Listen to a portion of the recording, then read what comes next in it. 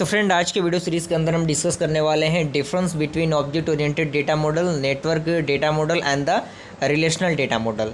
तीनों डिफरेंस को हम एक ही वीडियो सीरीज़ में देख लेंगे, ताकि अगर अलग अलग भी टॉपिक आते हैं कि इनके बारे में लिखे तो आप इन चीज़ों को भी ऐड कर सकते हैं। तो तीन हमने क्या किए हैं, सेक्शन डिवाइड किए हैं। पहले में हमने ऑब्जेक्ट ओरिएंटेड डेटा मॉडल, दूसरे में नेटवर्क डेटा मॉडल, तीसरे में रिलेशनल डेटा मॉडल को रखा है। तो इसमें पहला पॉइंट कह रहा है कि ऑब्जेक्ट डेटा मॉडल में कि in object oriented data model data is organised in the form of object. यानी जो ऑब्जेक्ट ओरिएंटेड डेटा मॉडल होता है उसमें जो डेटा होता है वो ऑर्गेनाइज होता है किसके फॉर्म में, ऑब्जेक्ट के फॉर्म में।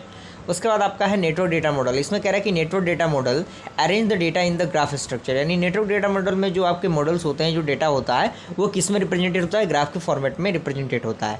उसके बाद आपका है रिलेशनल डेटा मॉडल। इसमें कह रहा है कि relational data model data organize in the form of table which contain row and column. यानी जो रिलेशनल डेटा मॉडल होता है उसमें जो ऑब्जेक्ट होते हैं, जो टेबल्स होते हैं, उसमें क्या होते हैं, वो टेबल के फॉर्म में रिप्रेजेंटेड होते हैं जिसमें रो और कॉलम होते हैं। सेकंड आपका पॉइंट कह रहा है कि in object oriented data model data is represented with its method. यानी ऑब्जेक्ट ओरिएंटेड डेटा मॉडल में जो डेटा होता है वो रिप्रेजेंटेड होता है उसके मेथड के माध्यम से। और कह रहा है कि network data model object only data is represented, यानी केवल उसमें डेटा रिप्रेजेंटेड होता है। और तीसरे सेक्शन में कह रहा है कि in relational data model you only data is represented, यानी केवल डेटा ही इसमें रिप्रेजेंटेड होता है। तीसरा आपका पॉइंट कह रहा है कि large and complex data can be represented. यानी जो आपका ऑब्जेक्ट डेटा मॉडल होता है उसमें लार्ज और कॉम्प्लेक्स डेटा रिप्रेजेंटेड होते हैं। और जो आपका नेटवर्क है इसमें कह रहा है कि only the simple data represented by it. And third आपका है only a simple data. Clear. अगला आपका है can handle the complex data relationship. यानी जो ऑब्जेक्ट डेटा मॉडल होता है वो कॉम्प्लेक्स डेटा रिलेशनशिप को हैंडल करता है।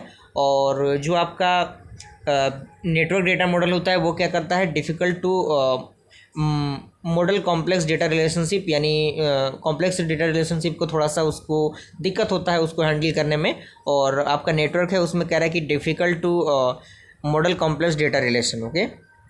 और लास्ट इसमें है कि inter relation and the constant are implement through the object and link. And इसमें आपका है inter relationship are implement through the pointer. And इसमें है inter relation implementation through the foreign key. तो यहाँ तक आइए पूरा प्रोसीजर आपको समझ में आ गया होगा। अगर वीडियो पसंद है तो लाइक ज़रूर कीजिएगा। जल्द मिलते हैं ऐसे इंटरेस्टिंग वीडियो के साथ, तब तक के लिए थैंक यू।